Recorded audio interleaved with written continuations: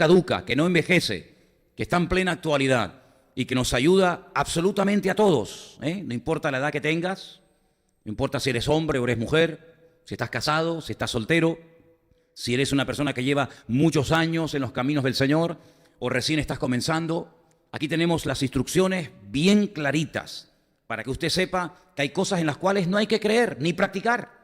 Aunque a lo mejor la tradición o a lo mejor la presión social o familiar te dice, no, eso hay que creerlo y eso hay que practicarlo y mantenerlo porque papá y porque la abuela y porque nuestros antepasados lo hicieron y lo practicaron. Pero a la luz de las Escrituras no tiene ningún fundamento, no tiene ninguna base bíblica, ¿se da cuenta? Así que hablamos de esa parte tan importante de la vida de un ser humano, la relación con Dios. Los animales no pueden tener relación con Dios, los animales son criaturas de Dios, pero nunca pueden llegar a ese nivel superior que el ser humano sí puede llegar a tener y a disfrutar, y es el de hijos de Dios, redimidos, comprados, uno a uno, con un propósito, por el Señor Jesucristo. Y podemos llegar a conocer cómo es Dios, no en su totalidad, evidentemente. Podemos llegar a conocer su naturaleza, su esencia, su carácter. Pero Dios nos ha creado como seres sociales. Cuando le conocemos a Él, una de las cosas que nos damos cuenta de que Dios no es un ermitaño. Durante siglos, sobre todo en unas etapas de la historia de la humanidad, los seres humanos llegaron a creer que para poder vivir vidas santas tenían que aislarse del mundo. Y muchas personas se iban a montañas y a cuevas y se encerraban durante años sin tener contacto y comunicación con nadie, porque ellos creían en esa sinceridad equivocada que para poder llegar a agradar a Dios y no pecar y vivir una vida santa, uno tenía que estar totalmente alejado de la mundanalidad, de la gente, de los familiares, de las presiones, etcétera, etcétera. Incluso algunos hasta se flagelaban durante la noche, se torturaban. Había otros, y parece mentira que esto haya ocurrido a lo largo de la historia de la humanidad, construían enormes pilares, enormes columnas, se subían a lo alto para no tener ni siquiera contacto con la tierra y de esa manera estar, digamos, lo más santos posible, sin tocar la tierra, sin hablar con nadie, sin ver a nadie, como auténticos ermitaños, y de esa manera, pues, agradar a Dios. Si esa fuera la forma, la iglesia no tendría sentido. El Señor nos hubiera dicho, nos hubiera dado la orden de una vez que te conviertas, tienes que salir de la sociedad, tienes que buscarte un lugar tranquilo en las montañas, en una cueva, en una isla perdida, y allí vives tu relación con Dios y ya está. Pero eso no es bíblico. Está bien aislarse un tiempo. El mismo Señor Jesucristo se fue 1 mes y medio al desierto a orar y ayunar. Está bien aislarse de vez en cuando y estar en un lugar tranquilo, pero la cruda realidad, nos guste o no, es que el Señor ha diseñado lo que llamamos y conocemos como la iglesia. Y la iglesia no es una palabra que se emplea única y exclusivamente para lo que nosotros entendemos que es la iglesia, el conjunto, el grupo de hermanos, sino que la palabra eclesia era una palabra muy usada en Grecia y no tenía nada que ver con los cristianos, absolutamente nada que ver, pero era como una palabra tan conocida que sobre todo el apóstol Pablo la tomó porque la gente conocía el significado de la palabra y la utiliza para hablar del grupo, de la asamblea de creyentes que se juntan con un propósito y es el de adorar a Dios y estudiar sus escrituras y conocerlo y adorarlo a Él. Pero cuando se juntaban, por ejemplo, grupos de personas para hablar de cuestiones políticas, eso se llamaba eclesia. Era un grupo de personas, ¿verdad?, que se juntaban con la finalidad de debatir o de exponer un tema, una cuestión, digamos, política o deportiva o de cualquier otra índole. Bueno, pues esa reunión de personas que se llamaba en Grecia eclesia es la palabra que nosotros utilizamos para definir al grupo de creyentes que se reúnen en un lugar concreto durante unos cuantos días a la semana para compartir, para convivir, para aprender en el roce cotidiano, ¿verdad? Aunque no es demasiado, pero que podamos aprender a descubrir cuáles son nuestras carencias, nuestras virtudes, nuestros defectos, nuestros dones, nuestros talentos, etcétera, etcétera. Y dice la palabra que no es bíblico el dejar de congregarse. A veces uno se encuentra cristianos un tanto raros, un tanto extraños, que dicen, no, yo no necesito ir a la iglesia, yo me quedo en mi casa, yo leo la Biblia, yo oro, y yo me hago mi culto y yo no tengo que congregarme, ni necesito de hermano, ni de iglesia, ni de pastor, ni de alabanza, ni de nadie. Bueno, eso suena muy bonito, pero la cruda realidad es que eso no es bíblico. La Biblia dice que no tenemos que dejar de congregarnos. Dice, como algunos tienen por costumbre. Dice, pero ese versículo está en la Biblia. Sí, sí, ya lo sé. Y ya había en aquellos tiempos de la Biblia hermanos que tenían la costumbre de no congregarse. Pues parece que sí. Parece que había creyentes que dejaron de congregarse, no sabemos los motivos, pero en la carta dirigida a los hebreos, el autor de esa carta dice, hermanos, no dejen ustedes de congregarse. Y cuando el apóstol Pablo, por ejemplo, le escribe a los hermanos de la ciudad de Corinto, ellos tenían un sistema de culto que lamentablemente se ha ido perdiendo a lo largo del tiempo. Nosotros no tenemos ese sistema, lamentablemente. Digo lamentablemente. Solamente conozco una iglesia que se llaman asambleas de hermanos, que sí han logrado mantener algo de aquel estilo de la Biblia, de aquel estilo de los primeros cristianos, y es cuando dice el apóstol Pablo, tiene alguno salmo, tiene alguna doctrina, tiene alguna palabra, pues los hermanos venían no solamente para estar sentados ahí 3/4 de hora, 1 hora, y escuchar una serie de alabanzas que más o menos puedes participar o no, y un mensaje que da una persona y todo el mundo más o menos en silencio y todo el mundo se va, sino que parece ser que las reuniones de los primeros hermanos nuestros en la fe no eran como nosotros hacemos los cultos hoy en día.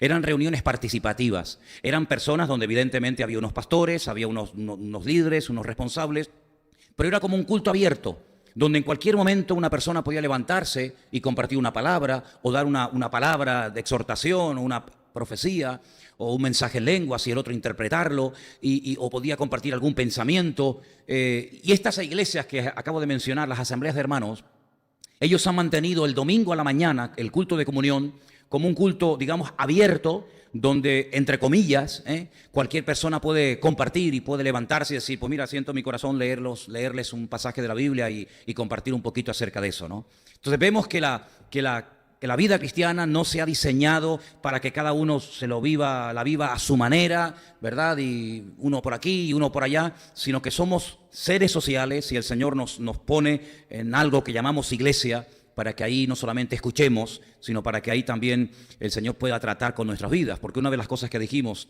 en una de estas exposiciones o clases que dimos es que la iglesia es el taller de Dios. ¿Cuántos dicen amén? La iglesia es el taller de Dios, donde todo lo que hacemos, no solamente dentro de los cultos, sino fuera de los cultos, de alguna manera ejerce alguna influencia o deja alguna marca en las personas que nos rodean. Nuestra relación con Dios es una relación directa, es una relación donde no hay intermediarios, donde yo puedo tener línea directa con mi Dios 24 horas al día, 365 días al año, de pie, sentado en la cama, en un hospital, en la cárcel, en un submarino, en un avión, en una iglesia, en mi casa, en el coche donde me encuentre. Pero el tema de las relaciones interpersonales, de las relaciones con los demás, es un tema muy delicado. Porque la inmensa, no digo todos, pero la inmensa mayoría de las iglesias que han tenido problemas, hermanos que a veces se han ido a otras congregaciones, generalmente no son, en la mayoría de los casos, hay excepciones lógicamente, en la mayoría de los casos no es por problemas de doctrina. No es porque un día el pastor sube a la iglesia y empieza a enseñar cosas raras y los hermanos que ya tienen más o menos cierta madurez, cierto conocimiento de la Escritura, disciernen que lo que se está enseñando no es sana doctrina, no es palabra de Dios, y dicen, yo de aquí salgo escopetado porque han adoptado una línea en la cual esto no es de Dios y yo no voy a ser copartícipe de estas barbaridades y cojo y me voy. Sino que generalmente, repito, salvo excepciones, a veces surgen encontronazos entre creyentes. Y ahí encontramos en la Biblia muchísimo material para saber cómo tenemos que comportarnos cuando surgen situaciones de choque, de diferentes opiniones, de distintas voluntades o caracteres, donde hermanos pueden llegar a enfrentarse unos contra los otros. Y la Biblia está llena, sobre todo el Nuevo Testamento, está llena de consejos sabios, de principios que si los ponemos en práctica podemos, como se dijo hace un instante aquí arriba, poder estar juntos, pero no de cualquier manera, sino juntos en armonía, con la paz y con la bendición del Señor. ¿Cuántos dicen amén? Tenemos que aprender a relacionarnos unos con otros. ¿Lo podemos leer? Ahí lo tenemos en la pantalla. Tenemos que aprender a relacionarnos con los demás o unos con los otros. En la vida se tiene que aprender a leer, alguien nos tuvo que enseñar a escribir, alguien nos tuvo que enseñar a sumar, a multiplicar, alguien nos tuvo que enseñar lo que la mayoría de nosotros sabemos hoy en día. Pero ¿dónde se aprende a convivir? ¿Dónde se aprende a desprendernos del orgullo, de la soberbia, de la arrogancia, de la impaciencia, del desorden? ¿Y dónde aprendemos a ser puntuales, a ser, solidarios, a ser, personas pacíficas y no folloneras? ¿Dónde se aprende todo eso? Pues el mejor lugar donde se debe aprender todo eso es en la iglesia. ¿Cuántos dicen amén? Este aprendizaje no es un aprendizaje de punto A, punto B y punto C aprobados y ya nos vamos a llevar todos de maravilla. No, porque alguien dijo que cada persona es un mundo. Y donde hay personas es imposible que no surjan en algún momento determinado problemas, encontronazos o conflictos. ¿Estamos de acuerdo? ¿Estamos de acuerdo? Dice la Biblia que una vez hubo una discusión no pequeña con unos hermanos que venían de una parte de Israel que querían imponer a la fuerza una serie de enseñanzas, y otra parte de la iglesia, de los cristianos, decían que no era correcto imponer ciertas y determinadas prácticas que tenían que ver con el judaísmo y con la ley de Moisés a los recién convertidos. Y se tuvo que hacer un primer concilio, todos ustedes saben, eso está en Hechos capítulo 15, y allí se juntó el liderazgo, y allí vemos cómo participó interviniendo el apóstol Pablo, y Pedro, y Santiago. Y dice que llegaron a acuerdos. ¿Acuerdos para qué? Para establecer la doctrina. Ya la doctrina estaba establecida. Y ya se sabía a estas alturas lo que había que creer y lo que no había que creer. Pero parece ser que el problema no estaba tanto, ya digo, en la doctrina, sino en cómo relacionar, cómo unificar distintas opiniones dentro de una iglesia donde hay ahora una mayoría de gentiles y una minoría de judíos. Ya la moneda se dio la vuelta y ahora hay problemas porque estos tienen unas costumbres. Estos hermanos tienen otras costumbres, estos vienen de un trasfondo religioso, espiritual completamente diferente a estos hermanos que se acaban de convertir, y ahora resulta que se encuentran en la misma congregación, se encuentran en la misma iglesia, en el mismo culto, y ahí empiezan los encontronazos, ahí empiezan los problemas de relaciones. También vimos cuando estudiamos la vida o el ministerio del apóstol Pedro, cómo uno de los primeros problemas que hubo en la iglesia primitiva no fue de doctrina, sino que el primer problema que hubo en la congregación fue porque hubo murmuración. ¿Os acordáis? Murmuración a la hora de la comida. Uno decía, no, es que ¿por qué le estás poniendo más a ella? Ah, porque ella es judía, ¿verdad? ¿Y por qué le pones menos a mi madre? Porque ella no es judía, ella es gentil. Y entonces comenzaron a surgir encontronazos entre hermanos y llegaron a murmurar los unos contra los otros porque creían que estaban siendo tratados injustamente, que había favoritismo, que había como clases sociales dentro de la iglesia, y entonces tuvieron que nombrar a los primeros 7 diáconos para que, se apaciguara la cosa y hubiera armonía y hubiera paz y que no se rompiera y se fuera la bendición de Dios por cuestiones de comida, ni mucho menos. Vemos, por ejemplo, en la iglesia de Corinto que se formaron grupúsculos, pequeños grupitos dentro de la iglesia, donde unos decían, no, yo soy de Pablo, el fundador de la obra, ¿no? Ah, no, yo soy de Apolo. No, yo soy de Cefas. No, yo soy de Cristo. Y Pablo se entera de todos aquellos problemas que había en la congregación y tiene que poner orden diciendo, eso no puede ser, eso no es correcto que yo soy de este y yo apoyo a este, y si apoyo a este estoy en contra del otro. ¿Os dais cuenta cómo en aquellos años, estamos hablando del primer siglo de la era cristiana, no habían pasado 400, ni 500, ni 1000 años, ni 100 años habían pasado, hermano, ni 100 años habían pasado y ya había problemas en las congregaciones porque este chocaba con la otra chocaba con el otro? ¿Os acordáis cuando Pablo escribe la carta desde la cárcel a los filipenses? En el último capítulo dice, ruego a Evodia y a Síntique, 2 hermanas de la congregación, que sean de un mismo sentir en el Señor. Fíjate, no habían pasado ni 100 años y ya Pablo tiene que interceder y tiene que pedir que por favor fulanita y menganita, Evodia y Síntique, unos nombres rarísimos, ¿verdad?, se lleven bien y que sean de un mismo sentir en el Señor. También el apóstol Pablo chocó tremendamente con Bernabé cuando en el segundo viaje misionero él no quería que fuera Marcos y Bernabé insistía en que había que llevarlo, y dice que hubo tal desacuerdo entre ellos que uno se fue por un lado y otro se fue por otro. Es tremendo, ¿verdad? Es tremendo ver cómo ya desde el principio de la iglesia había problemas entre hermanos, las relaciones, ¿verdad? Chocaban los distintos caracteres, las distintas opiniones. las distintas posturas que podía haber en cuanto a diferentes temas. Quiero que volvamos a la porción que se leyó esta tarde, Mateo capítulo 5, y estemos con esa porción abierta, porque esta cuestión de aprender a relacionarnos los unos con los otros va a ser un proceso de toda la vida, algo continuo, algo que no nos va a resultar nada fácil, porque como dije hace un instante, cada persona es un mundo, y es un área en la que tenemos que invertir tiempo, y es un área en la que tenemos que trabajar arduamente, porque nuestra amistad y nuestra unidad como pueblo de Dios no puede estar basada, por favor escuchen bien esto, ni en emociones, ni en sentimientos, ni en intereses personales. Porque si nuestra unidad como iglesia, si nuestra amistad como hermanos está basada en estos tres pilares que os acabo de comentar, vamos a tener gravísimos problemas. Porque nuestra amistad no está basada en emociones. Este me cae bien, este no me cae tan bien. No puede estar basada en intereses personales, no puede estar basada en sentimientos. Y esto es algo que los jóvenes tienen que tener mucho cuidado. Porque generalmente en la juventud, sobre todo los chicos, confunden a veces la amistad con el enamoramiento, con enamorarse, con el enamoramiento.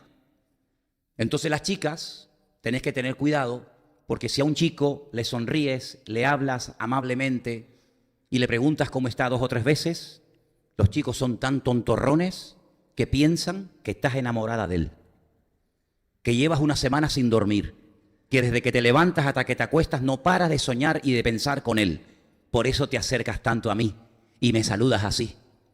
Pero como tú sabes que los chicos tienen este chip un poco distorsionado, tú lo que vas a hacer es prudencia, ¿verdad? Para que no se confunda la amistad o el interés que genuinamente tiene de saber cómo estás, o por qué no viniste el otro día al culto, o cómo estás hoy, etcétera, para que no lo confunda con lo que no tiene que en ningún momento pensar. Nuestra amistad y nuestras relaciones no tienen que estar basadas ni en sentimientos, ni en emociones, ni en intereses personales. Me llevo bien contigo porque hay algo de ti que me interesa. En el momento en el que lo obtenga, si te he visto, no me acuerdo. Dice la Biblia que había un chico, ¿veis? Había un chico que dice él que estaba tremendamente enamorado. Y un chico enamorado es medio tonto. Sí, totalmente. Porque químicamente, científicamente está demostrado que la química del cerebro, cuando uno está tremendamente enamorado, varía y se altera completamente. Esto está demostrado científicamente. Cuando un joven, sobre todo en la juventud, está una persona enamorada, esa persona químicamente no puede pensar con total claridad. Por eso hay cosas que se hacen y se dicen en ese momento de ese enamoramiento, ¿verdad? Que después de unos años ni se te pasa por la cabeza hacerlo, decirlo, ¿sí o no?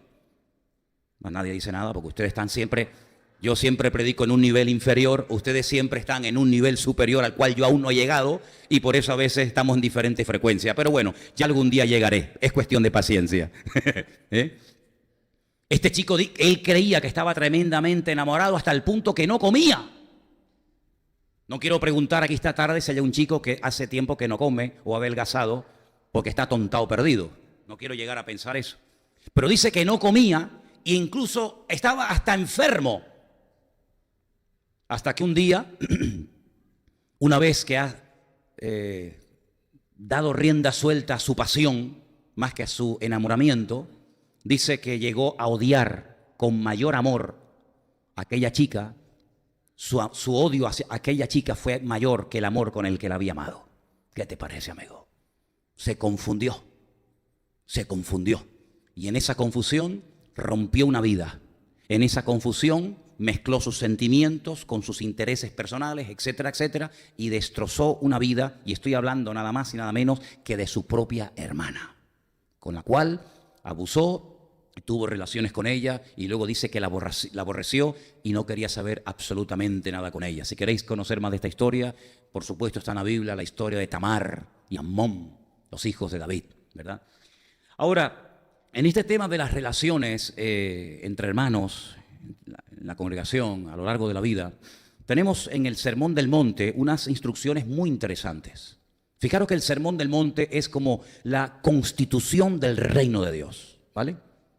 Allí encontramos absolutamente todo lo relacionado con la oración, con las ofrendas, con el carácter, con la vida sexual, con la vida matrimonial, con el tema del dinero, absolutamente con todo. Y hay una parte del Sermón del Monte, que es la que se leyó esta tarde en Mateo capítulo 5, verso 21, donde Jesús menciona uno de los mandamientos, concretamente el de no matarás. Que realmente el mandamiento más que no matarás, literalmente dice no asesinarás. Porque asesinar y matar no es lo mismo, aunque parece lo mismo. No asesinarás. Porque si no puedo matar, ¿cómo Dios mandaba la guerra a su pueblo? Es una contradicción. Dice que no mate, pero luego me dice que vaya y los mate a todos. Entonces, ¿qué hago? ¿Los mato o no los mato? No asesinarás, que es muy diferente. Y el Señor dice, ustedes han oído ese mandamiento. Eso está escrito, está en la ley, está en la Torá.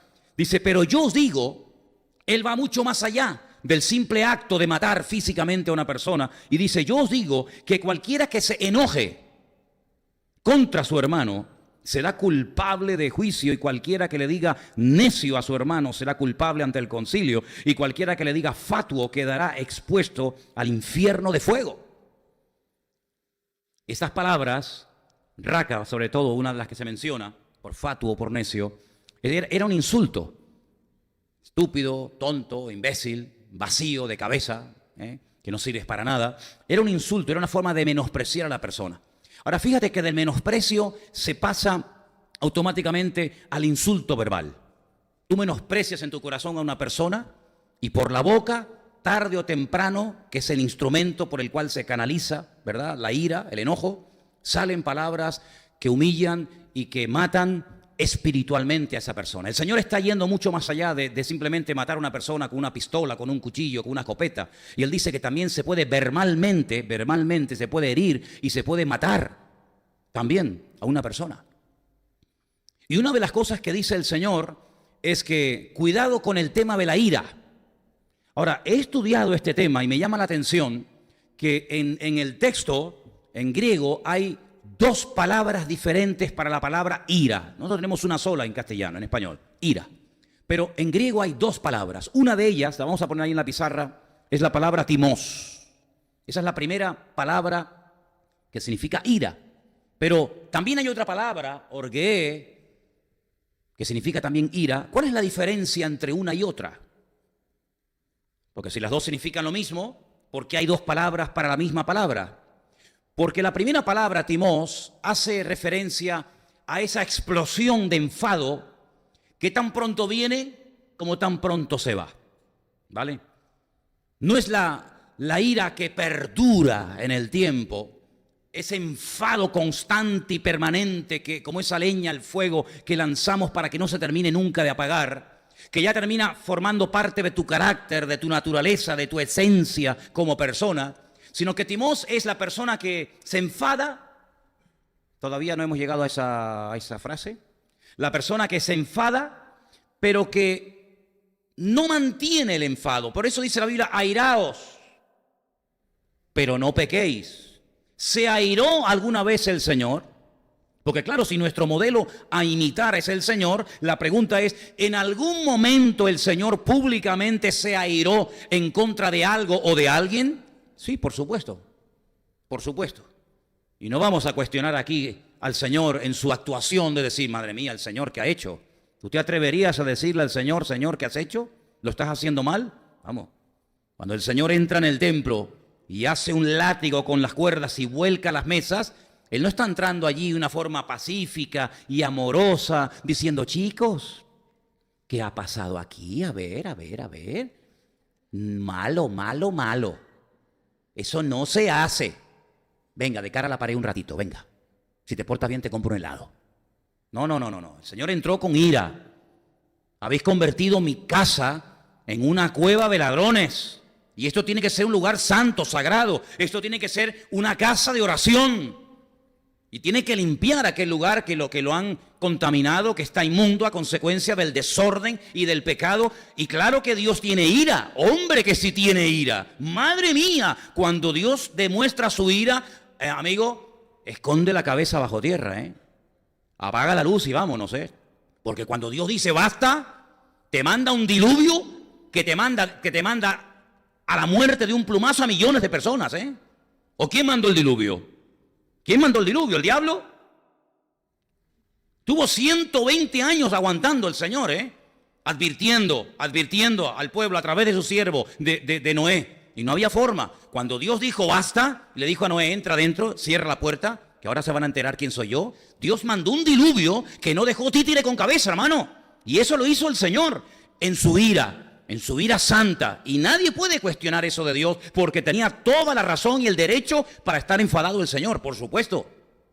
Y cuando confunde las lenguas y destroza la obra que están haciendo con la famosa Torre de Babel, ¿quién intervino allí? ¿Quién produjo aquel caos? ¿El diablo? No, fue el Señor. ¿Y quién destruyó con fuego y azufre las ciudades de Sodoma y de Gomorra? ¿El diablo? El diablo estaba contento con aquella conducta. El diablo estaba en su salsa con el comportamiento de los ciudadanos, de los habitantes de Sodoma y Gomorra y de las ciudades vecinas. Pero cuando Dios dijo basta y sacó a sus hijos de allí, amigo, vete a ver hoy en día dónde estaba Sodoma y Gomorra. Allí no crece ni la hierba. Lo destruyó todo. Así que la ira del Señor es tan real que, bueno, yo pregunto una cosa. Los millones y millones y millones y millones de seres humanos que van a estar por la eternidad en el infierno, ¿quién creó el infierno? ¿Quién lo hizo? ¿Quién decide quién entra y quién no entra a la presencia de Dios? ¿Dios tiene ira o no tiene ira? Que Dios no es un pacifista, amigos. Un señor muy bueno con una manga muy ancha que al final dice, no pasa nada, no pasa nada. Ladrones, adúlteros, fornicarios, pecadores, no pasa nada. Yo soy un Dios bueno, suban todos, vamos a estar juntitos por la eternidad. No, ese no es nuestro Dios. Claro que Dios es un Dios de amor, y creo que está bien claro que Dios es un Dios de amor, ¿sí o no? Si no fuera por eso, ni tú ni yo estaríamos aquí. Y la misericordia de Dios, clarísima, pero la justicia y la ira de Dios, que no te quepa la menor duda, que el que más justo y el que más ira en un momento determinado puede llegar a derramar y a manifestar sin lugar a dudas, es el Señor, por supuesto. Pero aquí se está hablando de esa ira permanente, constante, donde no hay misericordia, al contrario, hay un deseo de venganza. Y Pablo, o mejor dicho el Señor, y también Pablo hace referencia de que se tiene que quitar de nosotros el enojo, la gritería y la ira. También, como vamos a leer ahora. Pero ¿de qué ira se refiere el Señor? Se refiere a esa ira que no perdona. Esa ira de ese ser vengativo. Esa persona que guarda el enojo 20 años. Viene a la iglesia, canta, pero está airado contra alguien, no lo ha perdonado. Dice que es cristiano, dice él, como aquella que decía que era profetisa, que no era nada. Aquella famosa Jezabel del libro del Apocalipsis. Esa es la ira que el Señor condena rotundamente en la Escritura. Esa ira de no perdono y no perdono y no perdono y me da igual si cambias, si no cambias, si me besas, si me rechazas, si te quedas, si te vas. Yo tengo este enfado y es una persona que termina siendo un amargado y amargando a todos los que están a su alrededor, porque la ira es el cáncer de la fe que mata la paz, mata la concordia, mata la bendición y mata a esa persona para siempre. Y dice la Biblia que el que se levanta con ese tipo de ira contra su hermano, aunque no lo haya matado de un tiro, pero sí lo ha matado en lo más profundo de su corazón, dice que esa persona arderá eternamente en las llamas del infierno. Ay, amigo, ¿y eso está en la Biblia? Pues Luis lo acaba de leer hace 5 minutos, ¿o no os acordáis? Pero no solamente eso, sino dice un poquito más adelante que cuando tú vas al altar a llevar tu ofrenda, ahora, nosotros no tenemos que ir hoy en día al altar a llevar ofrendas, porque esto está escrito hace 2000 años. Yo estoy leyendo esto 2000 años después de haber pronunciado esta palabra del Señor en el monte de las Beatitudes, allí en Galilea. Por lo tanto, yo no puedo interpretar esto exactamente igual que los que oyeron en persona esta palabra, porque la audiencia que yo tengo delante de mí esta tarde no es una audiencia judía. No estamos viviendo en Jerusalén con el templo a pleno rendimiento. Pero el Señor Jesucristo estaba dirigiendo sus palabras a una generación que conocía perfectamente lo que era el amenorá, lo que era el sumo sacerdote, lo que era el templo, lo que era los sacrificios, lo que era el altar. Y eran mayoritariamente judíos.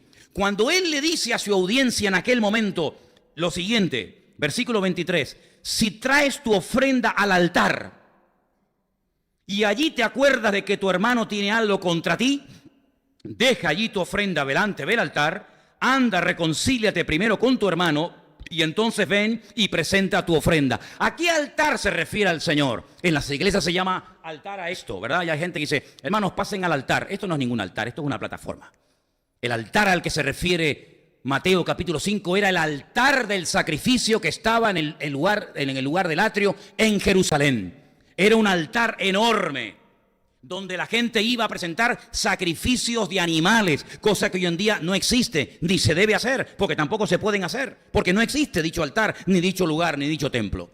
Cuando la gente iba a Jerusalén, porque no se podía quedar en su casa a hacer un sacrificio y pedir perdón por sus pecados. Bueno, y si vivía a 200 kilómetros del altar, pues me da igual. El único lugar donde los pecadores tenían que ir a presentar sus sacrificios era el altar que estaba en Jerusalén. Y si usted vive en Roma, o si usted vive en España, o usted vive en Capernaum, o usted vive en Samaria, usted tiene que ir al lugar establecido por el Señor. Era algo tan importante, hermanos, que hay todo un libro, que es el manual del Levita, el famoso libro de Levítico, donde se decía cómo tenían que ser los animales, cómo tenían que llevarse, cómo tenían que sacrificarse, quién podía comer de esos animales y quién no podía comer, qué tipo de animal había que llevar según el pecado que había cometido, etcétera, etcétera. Era todo un ritual increíble. ¿Qué había que hacer con el animal muerto? ¿Qué partes había que comer? ¿Qué partes había que quemar? ¿Qué se hacía con la sangre? Etcétera, etcétera, etcétera. Toda la vida del judío en aquel tiempo giraba en torno al templo. Era el centro religioso de la época. Fíjate qué importante era esto, hermano. Que la gente iba allí al templo, al altar del sacrificio, a pedir perdón por sus pecados. Pero ¿cómo lo hacían? Alguien que había cometido un pecado. Bueno, yo cojo un cordero, me voy a Jerusalén, toma, mátame el cordero, ¿qué pecado? No, no era así. No era así, con esa simpleza con la que algunos lo explican. No, porque los sacrificios no se crearon para sustituir el arrepentimiento del pueblo. ¿Cuántos dicen amén? Los sacrificios no se crearon como sustituto del arrepentimiento. Yo no estoy arrepentido, yo no voy a cambiar, pero yo cumplo con la ordenanza, con la liturgia. ¿Qué hay que llevar? Un cordero, toma el cordero. Pero yo a este no lo perdono. Yo he robado, yo no estoy arrepentido, pero yo traigo la oveja. No, no era así. No era así. De hecho, tanto en el Talmud, que es una literatura mucho después de Cristo, y en otros libros de la época, se decía que el arrepentimiento o los sacrificios no sustituían en ningún momento el arrepentimiento de la persona. Es más, el ladrón arrepentido, fijaros qué serio era esto, que no era suficiente con presentar un sacrificio y ya está. No, cuidado. ¿Os acordáis de la visita que hace el Señor Jesucristo a la casa de Zaqueo? ¿Os acordáis o no? Uno que era jefe de los publicanos y rico, cuando entra Jesús a la casa de Zaqueo, ¿qué dice Zaqueo? Puesto en pie dijo, Señor, si en algo he defraudado a alguien, se lo devolveré cuadruplicado. Claro, es que tú como judío sabes que si a ti se te ocurre robarle una prenda, una oveja, un animal o algo a tu prójimo, a tu vecino, a quien sea, no es suficiente con decir, Señor, perdóname, pero te quedas con la oveja, te quedas con el par de zapatos que le has robado, te quedas con el burro, te quedas con el arado. No. Tú tienes que devolvérselo. Si tú has hecho uso de la oveja o de la vaca de tu amigo, de tu vecino, de tu hermano, tú la has ordeñado. Tú has comido de los terneros que te ha dado. ¿Y ahora qué te crees? ¿Que pidiendo perdón ya está todo solucionado? No. Eso es entre los cristianos hoy en día. Dice, perdóname. Ese es el jueguecito que algunos se traen.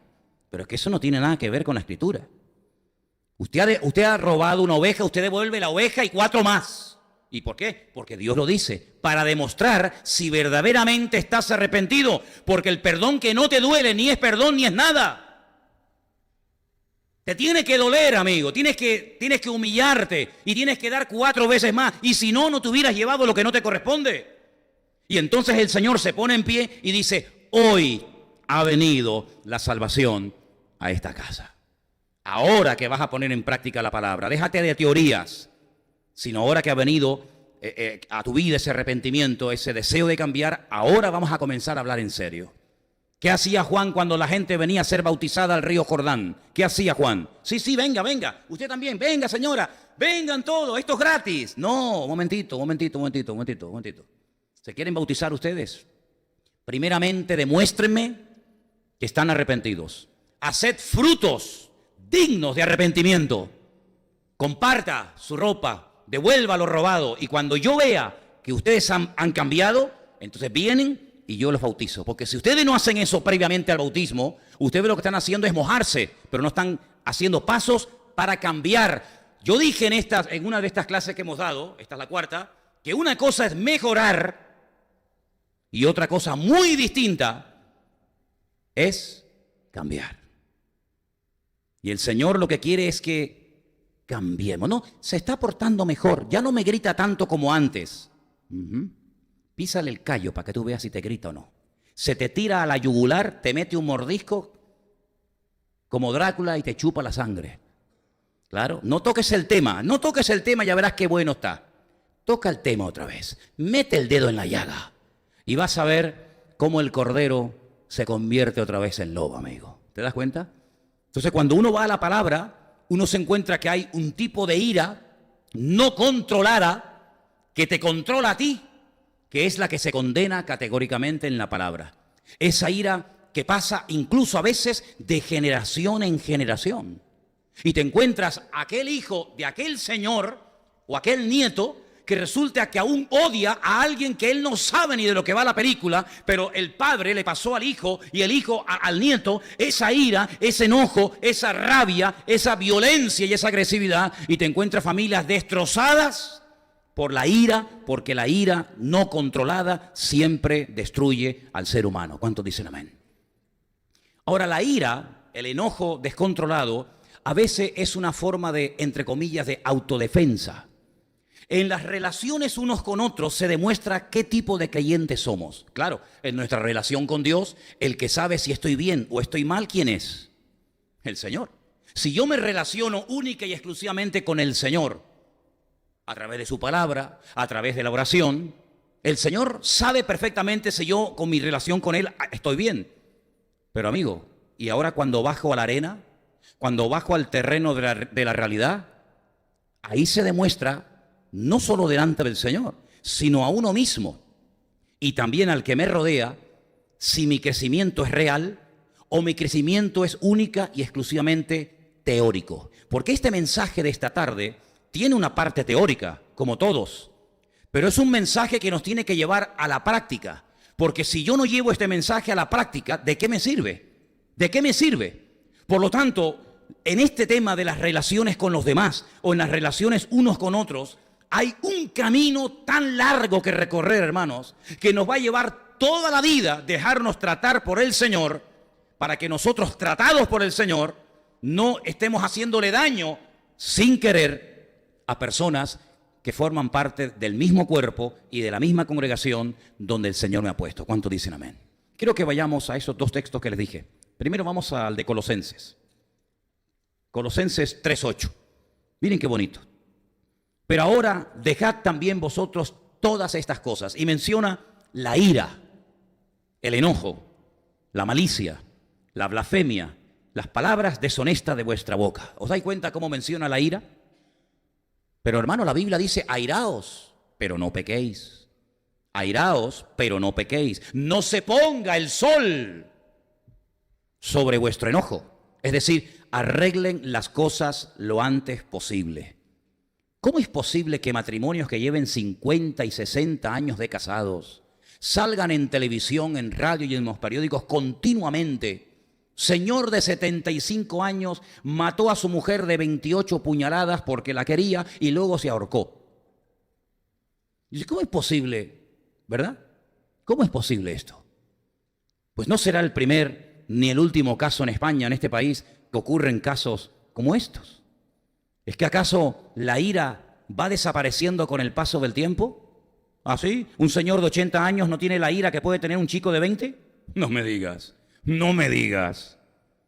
Pues estamos viendo constantemente personas que no importa la edad que tengan, ni la cultura, ni si son de campo o son de ciudad, vemos que personas con muy avanzada edad son capaces de levantarse y asesinar y descuartizar y darle hachazos a su mujer hasta el punto de matarla.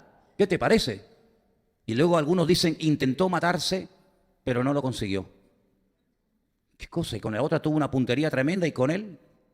Otro versículo muy interesante acerca de la ira Es Santiago, capítulo 1, verso 20. Y dice así, Santiago 1:20, porque la ira del hombre no obra la justicia de Dios.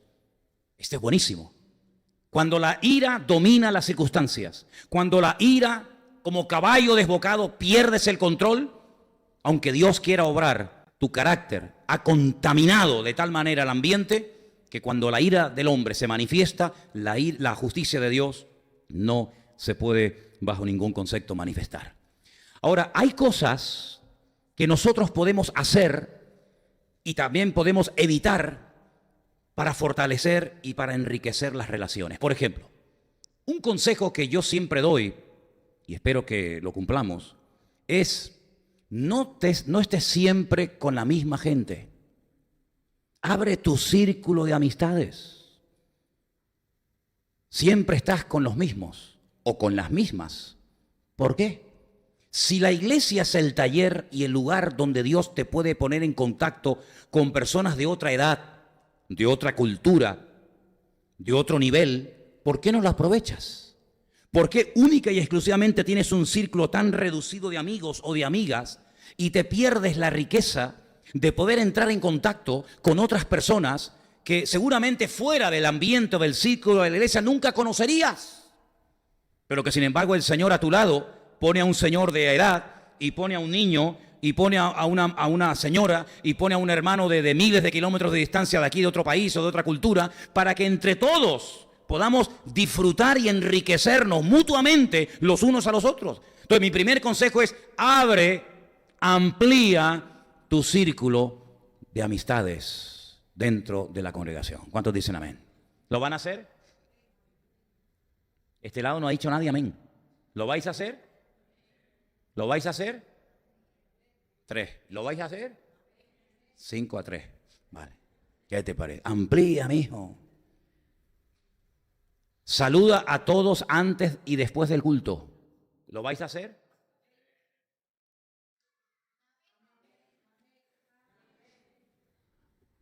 Saluda a todos antes y después del culto. Pero ¿cómo lo vas a saludar si siempre sales como los bomberos, corriendo?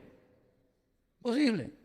Dedica tiempo. Es que para tener amistad y conocer a la gente, tienes que invertir de tu tiempo. Es un trabajo. No es apretar un botón. Ahora llego y en cuanto yo llegue, hacen así, ¡vum! Todos vienen a saludarme, a besarme. Ay, ¿qué tal? ¿Cómo está? No sé qué. No es así. Tienes que invertir tiempo, tienes que sembrar para poder cosechar. ¿Cuál era el primer consejo? Ya se había olvidado. Abre tu círculo de amistades. Hoy tienes que acercarte, hermanito y hermanita que me escuchas, a alguien con la que no has hablado nunca en la iglesia. A ver, mira a tu alrededor, por favor. Miren a su alrededor. A ver, usted, hermana. Sí. Póngase de pie un segundo, hágame el favor. Usted en esta congregación esta tarde ve a alguien con la que nunca ha hablado o saludado o cambiaba algunas palabras. Mire, ve si hay alguien. El señor de lentes que está allá. El fratelo.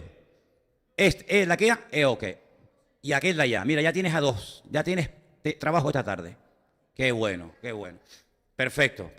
Qué bueno. Patricia, ponte de pie. Mira a tu alrededor, hay alguien en la congregación con la cual tú nunca has hablado, ni le has saludado, ni le has dicho nada, aunque a lo mejor lo has encontrado en la iglesia. Fíjate, a ver, mira para atrás, para arriba, para todos los lados. ¿Hay alguien? El chiquito que está aquí, ya tienes trabajo. Nuria, ahí arriba, mira para abajo. ¿Hay alguien aquí en la congregación que tú ves con la cual nunca has hablado, nunca te has relacionado, no le has preguntado, hola, ¿qué tal? ¿Cómo estás? ¿Cómo te llamas? ¿Dónde vives? La chica a ver, vienen para allá las dos chiquitas. ¿Cuál de las dos? Ella, ¿no? Pues ya sabe, después del culto. Hermanos, seguro que, no digo todos, pero algunos de ustedes en esta tarde, seguramente no conoces a la persona que está detrás de ti. Y es tu hermano en Cristo. Y si se metieran con nosotros y nos persiguieran, te perseguirían a ti y al que está detrás tuyo, y al que está a tu izquierda, y al que está a tu derecha, y al que está delante. Entonces, hermanos, ¿para qué esperar a la gloria? ¿Para qué esperar al cielo para conocernos? ¿Y por qué no empezamos desde hoy? ¿Qué les parece? Abre tu círculo de amistades. ¿Cuál era el segundo punto? Saluda a todos antes y después del culto. Ni un amén. A ver si el tercero les gusta más. Ponme el tercero, Diana, Ayana. Alégrate de las victorias ajenas. Claro. Cuando alguien recibe una victoria, tómatela como si fuera tuya. ¿Cuántos dicen amén? Alégrate con su victoria. Ríe con el que ríe, llora con el que llora y sufre con el que sufre. Dice la Biblia, cuando a ti te va bien, a mí también me va bien. ¿Cuántos dicen amén? Y cuando a ti te va mal, a mí también me va mal. ¿Qué te parece? Ahora, es muy interesante este tema de las relaciones, porque hay personas que no fueron cristianas, que no fueron creyentes, que hablaron acerca de lo que era la amistad, las relaciones. Por ejemplo, hay una frase que vamos a poner ahí de un tal Cicerón. ¿Verdad que os suena? Ay, amigo.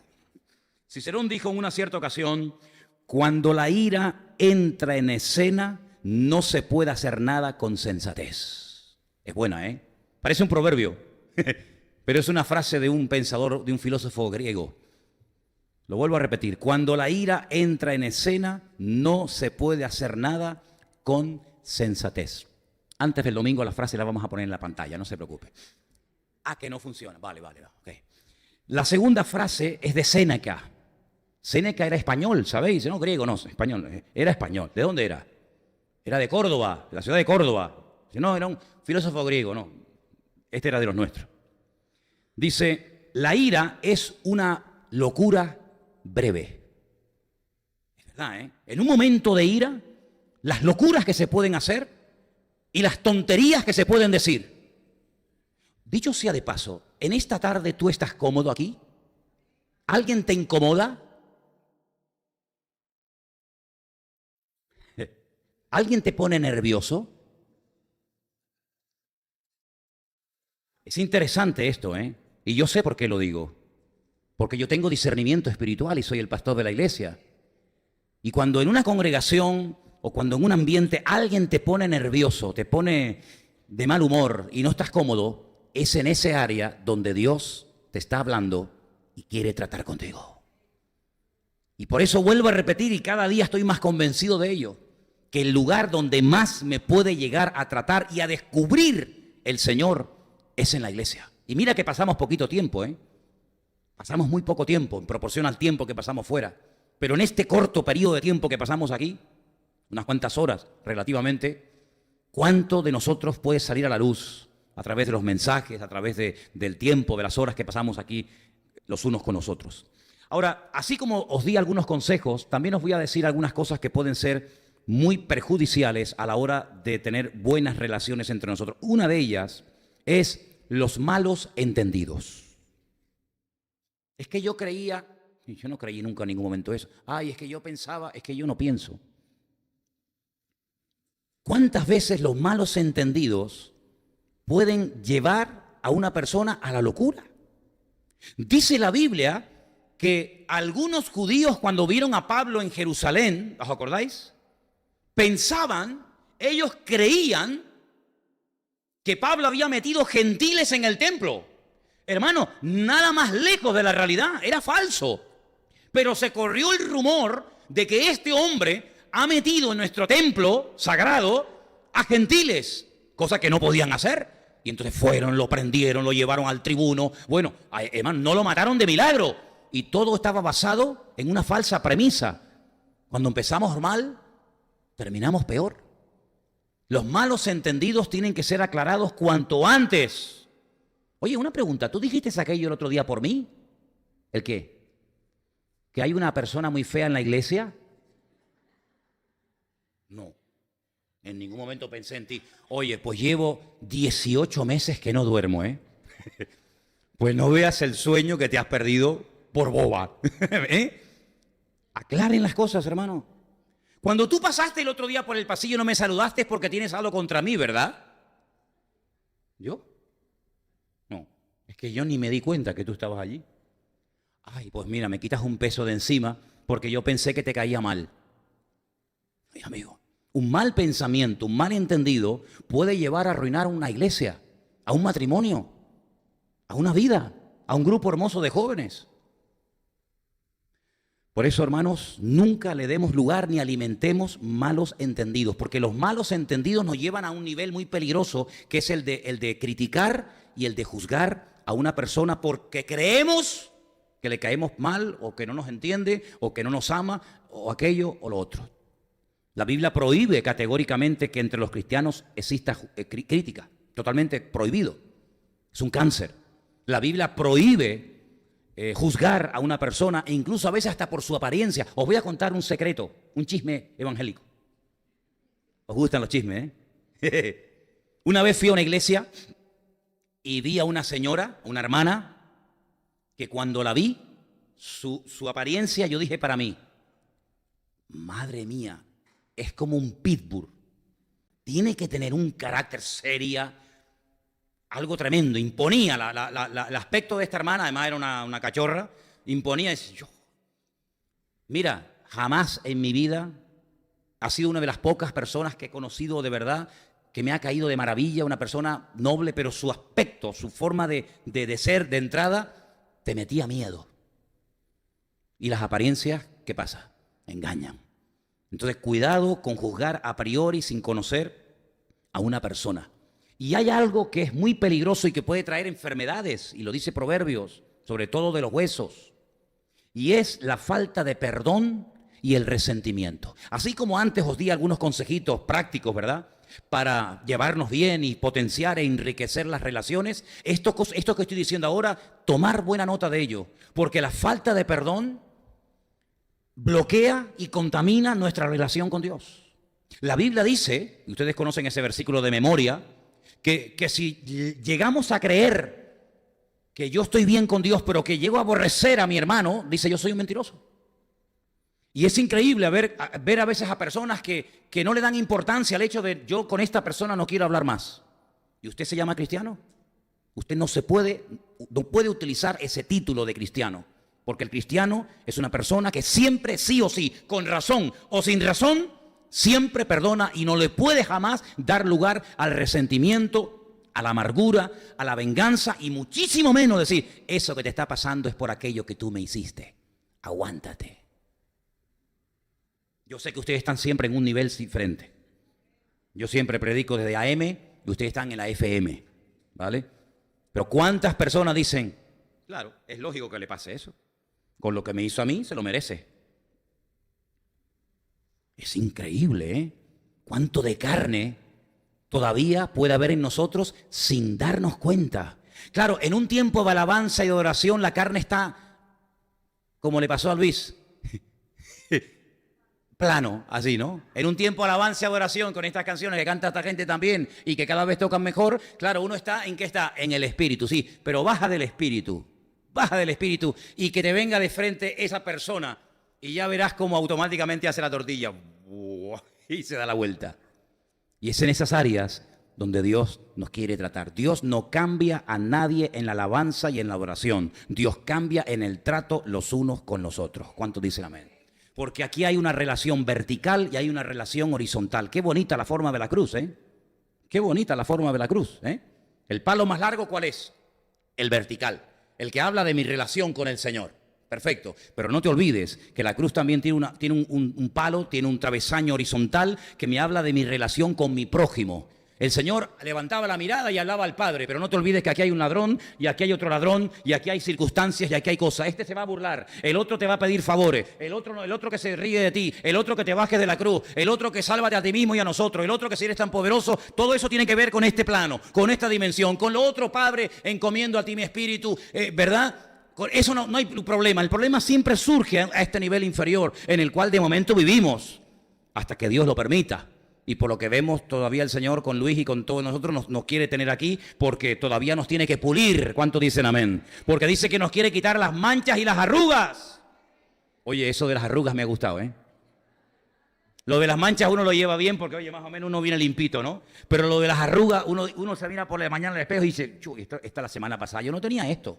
Elena, tiene que limpiar el espejo, que este espejo me hace arrugas, ¿eh? Sin manchas y sin arrugas nos quiere ver el Señor. ¿Cuántos dicen amén? Sin arrugas quiere decir que nos quiere ver jóvenes, renovados, bendecidos, en plena comunión con Él y los unos con nosotros. Quiero también compartir algo que me ha llamado mucho la atención, y es lo siguiente. Cuando la persona iba al templo, al altar, a presentar el sacrificio, tenía que poner, la costumbre era, las manos fuertemente sobre el animal, y era como una especie de que se traspasaba la maldad, el pecado de la persona, confesaba el pecado públicamente, y ese animal moría, era un animal inocente, evidentemente, en sustitución del pecador. Pero tenía que haber previamente una confesión pública de pecado. Tenía que haber una rectificación del pecado. Porque si no, como dije antes, el sacrificio no sustituía nunca el perdón. Ahora, hay un versículo que encontré en esta mañana extraordinario que viene como anillo al dedo a lo que voy a decir y tiene que ver con una situación de la vida donde un rey, al cual todos amamos y respetamos, es nuestro queridísimo rey David, comete un pecado tremendo. Como es el rey, cualquiera se le acerca a llamarle la atención al rey. Te juegas la vida, amigo. Pero hay un profeta. El profeta tiene que tener una característica y es la valentía. Porque habla lo que nadie quiere hablar, porque se atreve a decir y a señalar con el pecado lo que nadie señala y cuestiona. Pero él llega y exhorta y reprende al rey David. Y el rey David hace una oración. Yo no creo que todas haya escrito, pero sí creo que parte de esa oración de arrepentimiento está escrita en el Salmo 51. Y en ese salmo, que es una oración extraordinaria, hay algo que yo leía esta mañana que lo subrayé y dije, voy a leer este versículo esta tarde porque viene de maravilla con lo que estoy diciendo. El Salmo 51, verso 17 dice así: los sacrificios de Dios son el espíritu quebrantado. Al corazón contrito y humillado no despreciarás tú, oh Dios. ¿Lo leemos juntos, hermanos? Es buenísimo, ¿eh? Vamos. Los sacrificios de Dios son el espíritu quebrantado. Al corazón contrito y humillado no despreciarás tú, oh Dios. ¿No dijo en cierta ocasión o en varias ocasiones el Señor, estoy harto de vuestros sacrificios? En muchas ocasiones, ¿verdad? Simplemente rituales, religiosidad, liturgia, pero no había cambios genuinos en el corazón. Sin embargo, el Señor nunca se va a cansar de ver gente humillada, quebrantada y verdaderamente arrepentida delante de la presencia del Señor. Llegó un momento a decir, no quiero más sacrificio, no quiero más ofrenda, aborrezco todo esto que estáis haciendo, pero nunca jamás le dará la espalda ni echará de su presencia a una persona con un genuino arrepentimiento y con un corazón contrito y quebrantado delante de la presencia del Señor. Es más, el profeta Isaías dice que el Señor habita en la altura, en la santidad y con el quebrantado y humilde de corazón. ¿Habéis leído ese versículo? Es buenísimo, ¿eh? ¿Dónde habita Dios? ¿Cuál es la dirección de Dios? Dice el profeta Isaías, Dios habita en la altura y en la santidad, y con el quebrantado y humilde de corazón. Eso dice la Biblia, y por eso la palabra de Dios nos enseña a llevar nuestros impulsos carnales, uno de ellos es la ira, a ponerlo bajo el señorío de Cristo, para que, como dice la Biblia, airaos, pero no pequéis, no se ponga el sol sobre vuestro enojo, y nuestra vida no sea dominada ni por la ira, ni por el enojo, ni por el resentimiento, ni por la amargura, sino que podamos vivir vidas libres. Porque si nosotros estamos en paz con nosotros mismos, vamos a estar en paz con la gente que nos rodea. ¿Cuál es el gran problema de muchos creyentes? No me quiero detener mucho en esto, pero sí quiero tocar unos puntos. ¿Cómo está tu nivel de autoestima, hermanita, hermanito querido? ¿Cómo está tu nivel de autoestima? Hay gente que se niega a hacer cosas en la iglesia.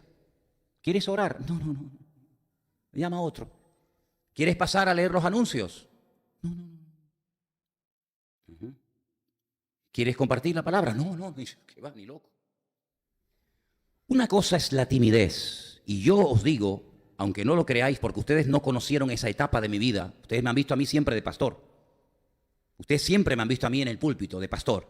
Ustedes no me conocieron a mí antes. Yo era una persona tremendamente tímida, solitaria.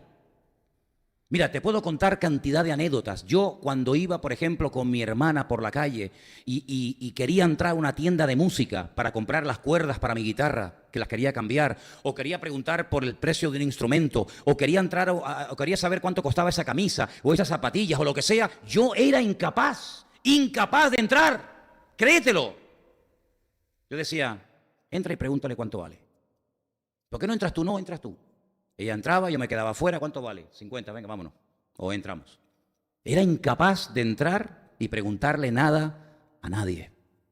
Un día conocí a una chica, antes de conocer a mi mujer, y quedamos en un sitio a una hora, y cuando yo llegué a ese sitio, era una cafetería que tenía unas escaleras así para abajo. No estaba así a nivel de calle.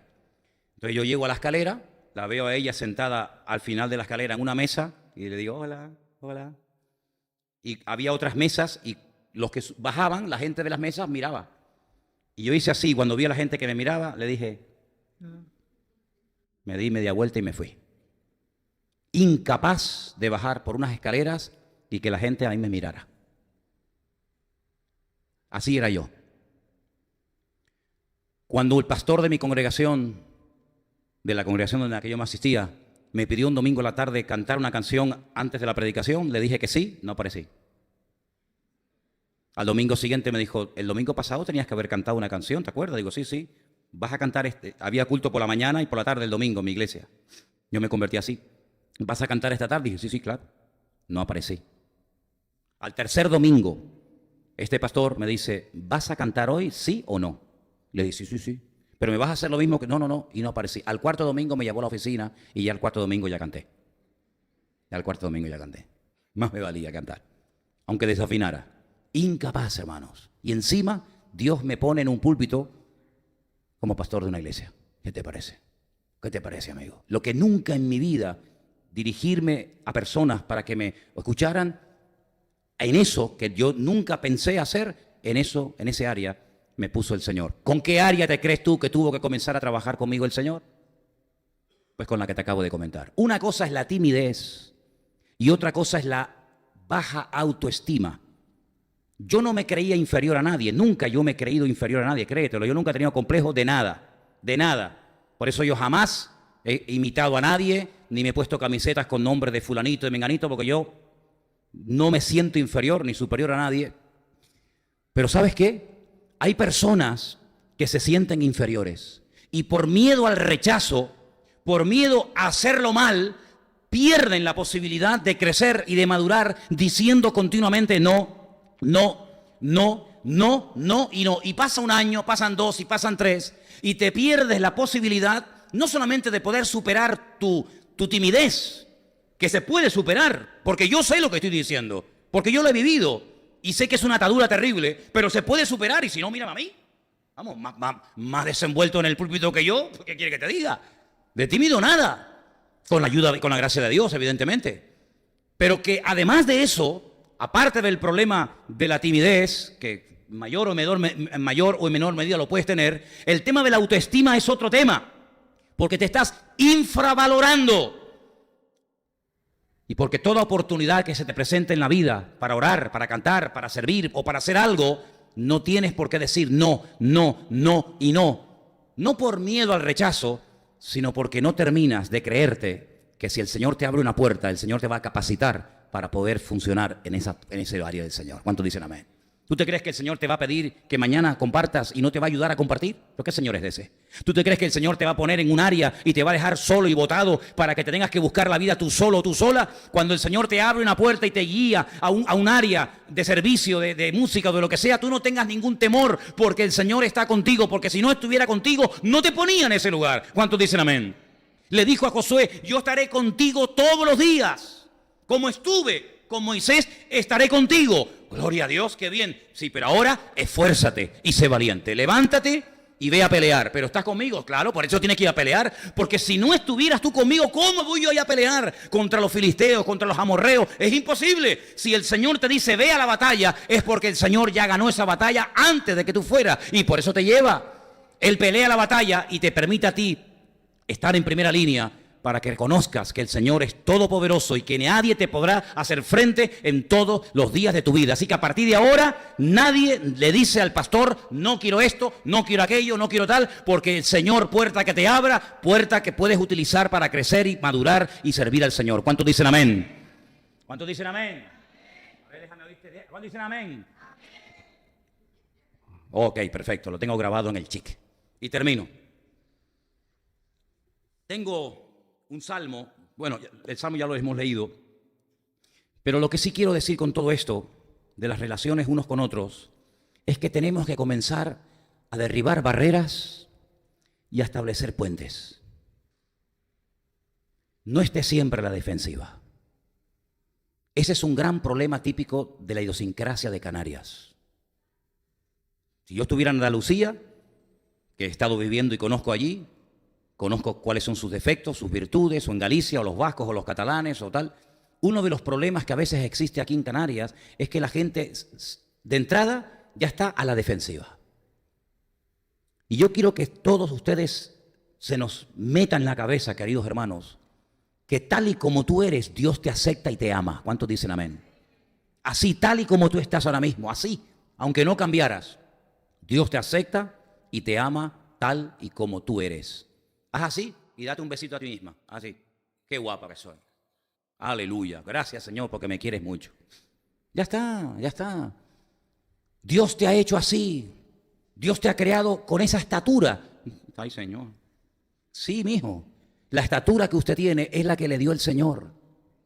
Y la anchura también. Hombre, claro, es alto, ancho y profundo. ¿No dice no? Alto. No es como Epi Blas, cerca, lejos, atrás, ¿no? Y el color de ojos que tienes, ¿quién te los dio a ti? ¿Quién te los dio? Qué ridiculez comprarse lentillas de colores, de verdad lo digo en serio, perdonen, ¿eh? Si tú las quieres comprar, allá tú. Pero con los ojazos que yo tengo, con los ojazos que tú tienes, muchacha, comprarte lentillas de colores, pues tú estás loca. Si los ojos más bonitos del mundo son los que tú tienes, ¿o no? Porque son los que me dio mi Padre querido, son los que me dio mi Señor. ¿Y mi color de piel? ¿Quién te lo dio, mija? Me lo dio el Señor. ¿Y los padres que tengo? ¿Y de dónde saliste tú, papá? ¿De dónde saliste tú, mija? De la unión de papá y mamá. Sí, pero es que tú olvídate de tú ponlo junto. Sí, ponlo junto. Así. Juntitos, ¿quién salió? ¿Quién salió de esto juntito? Tú, ¿verdad? Gloria a Dios. Porque si no se hubieran conocido, yo no hubiera nacido. Entonces, gracias a Dios por y por esta, porque gracias a esta unión que Dios permitió, yo estoy aquí hoy. Sí, pero es que otra vez que lo ponga juntito, así, juntito. Cada persona tendrá que rendir cuenta delante de Dios, pero yo doy gracias a Dios, porque gracias a y a esta, yo estoy aquí esta tarde. Así que gloria a Dios por mis padres. Fíjate tú, en el caso mío, mi padre de una provincia de la península, mi madre de Las Palmas de Gran Canaria, y se conocen en Venezuela. Una cosa de loco. Pero el Señor tiene todo bajo su control. ¿Cuántos dicen amén? ¿Cuántos dicen amén? Así que a partir de hoy comience usted a darle gracias a Dios por todo. No se queje por nada. ¿Cuál es la mejor mujer que usted tiene?